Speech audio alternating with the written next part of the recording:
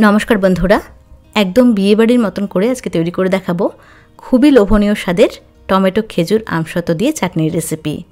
एई रकम भावे एई चाटनी बाड़ीते तैरी करले एर स्वाद बिये बाड़ीर थेकेओ भालो हय और एटा किन्तु बाड़ीतेई खूबई सहजे अल्प समय तैरिओ हये जाय। तो चाटनिर जोन्नो प्रथमे आमरा एकटा मशला तैरी करब। तार जोन्नो कड़ाई गरम करे कड़ाईते दुटो शुकनो लंका और 1 चामच 5 फोड़न दिए दिलाम।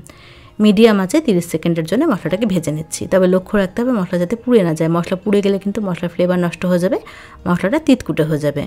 तो जखन देखबेन मशला भाजार मिष्टि एक सुगंध बेरिয়েছে तखन साथे साथेই कड़ाई थेके मशलाटाके नामिয়ে नेবেন।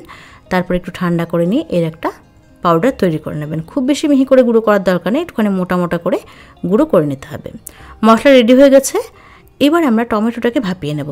তো টমেটো ভাপানোর জন্য কড়াইতে বেশ খানিকটা জল ভালো করে গরম করে নিয়ে এর মধ্যে দিয়ে দিচ্ছি টমেটো। टमेटोर माथार दिकटा एरकम भावे केटे निয়ে तारपरे जलेर मধ্যে দিয়ে দিতে হবে। टमेटोर माथाटाके केटे निয়ে तारपरे যদি ভাপিয়ে নেওয়া হয় না তাহলে কিন্তু ভাপানোর পরে টমেটোর খোসাটা খুব সহজেই ছাড়িয়ে নেওয়া যায়। টমেটো ভাপানো হয়ে গেছে, এবার জল থেকে ছেঁকে তুলে নিচ্ছি। টমেটো পুরোপুরি সেদ্ধ করার দরকার নেই, জাস্ট হাই আছে মিনিট 2 জন্য ফুটিয়ে নিলেই হবে। টমেটো ভাপানো হয়ে গেছে, এবার টমেটোটা ঠান্ডা হতে থাকুক। এদিকে আমরা খেজুর আর আমসত্ত্বটাকে রেডি করে নেব। এখানে আমি একটা কিউব আমসত্ত্ব নিয়েছি। আমসত্ত্বটাকে ছোট ছোট পিস করে কেটে নিচ্ছি। এই ধরনের আমসত্ত্ব মার্কেটে খুবই ইজিলি অ্যাভেলেবেল, আপনারা যে কোনো মুদিখানার দোকানে ওগুলো কিনতে পেয়ে যাবেন। ছোট পিস করে কেটে নিলে খুব সহজে গলে যায় আর চাটনির টেক্সচারটাও কিন্তু ভালো হয়। খেজুরের বীজটাকে ছাড়িয়ে নিচ্ছি। এই চাটনিটার টেস্ট কিন্তু দারুণ হয় আর একবার একটু বেশি করে বানিয়ে রাখলে মোটামুটি 7 থেকে 10 দিন খুবই ভালো থাকে। পরিষ্কার একটা টিফিন বক্সের মধ্যে ফ্রিজের নরমাল চেম্বারে রেখে দিলে এটা মোটামুটি 7 থেকে 10 দিন খুবই ভালো থাকে। এটা কিন্তু সহজে নষ্ট হয় না। তো খেজুর আর আমসত্ত্ব রেডি হয়ে গেছে। এদিকে দেখুন টমেটো কিন্তু পুরোপুরি ঠান্ডা হয়ে গেছে। আবার টমেটোর খোসা আমি ছাড়িয়ে নিয়েছি। খোসা ছাড়িয়ে টমেটোটাকে রাফলি কেটে নিচ্ছি। টমেটোর মাথাটাকে কেটে নিয়ে তারপরে টমেটো সেদ্ধ করলে খোসাটা কিন্তু খুবই সহজে মাত্র সেকেন্ডের মধ্যে ছাড়ানো হয়ে যায়। তো টমেটো কেটে রেডি করে নিয়েছি। এবার চলে এসেছি মূল রেসিপিতে। রান্নাটা অবশ্যই করতে হবে সাদা তেল দিয়ে। কড়াইতে 1 চামচ সাদা তেল ভালো করে গরম করে নিয়ে প্রথমে টমেটোটাকে দিয়ে দিলাম।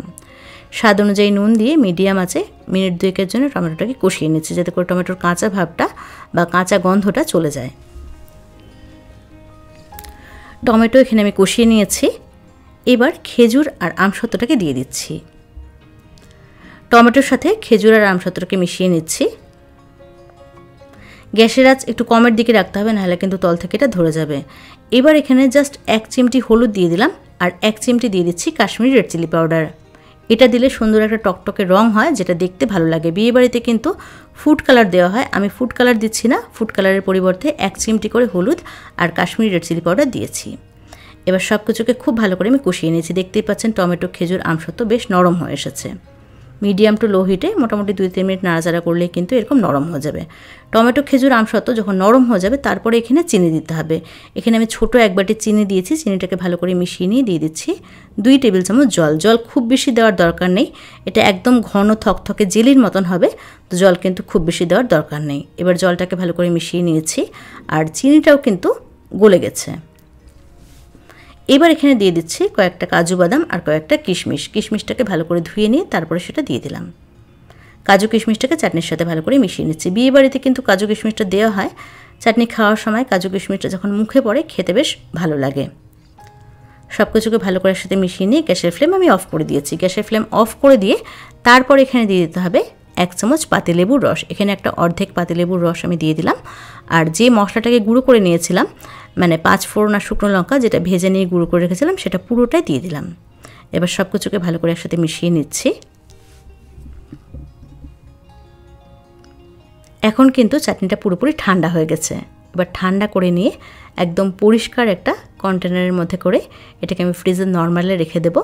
তাহলে কিন্তু এটা খুবই ভালো থাকবে, এটা কিন্তু সহজে নষ্ট হয়ে যাবে না। আর খুব কাছ থেকে আমি আপনাদেরকে চাটনিটাকে দেখিয়ে দিচ্ছি। দেখুন চাটনির টেক্সচারটা কত সুন্দর এসেছে। এটা দেখতে যেমন সুন্দর লাগছে, খেতে কিন্তু তার থেকে অনেক বেশি টেস্টি হয়েছিল। আর এই রকম করে বানালে আমি হলফ করে বলতে পারি এর টেস্ট কিন্তু বিয়েবাড়ির থেকেও ভালো হবে। তো কেমন লাগলো আজকের এই সহজ সাধারণ চাটনির রেসিপি, সেটা অবশ্যই আমাকে কমেন্টস করে জানাবেন। ভিডিও ভালো লাগলে একটা লাইক করবেন আর চ্যানেলটাকে সাবস্ক্রাইব করবেন।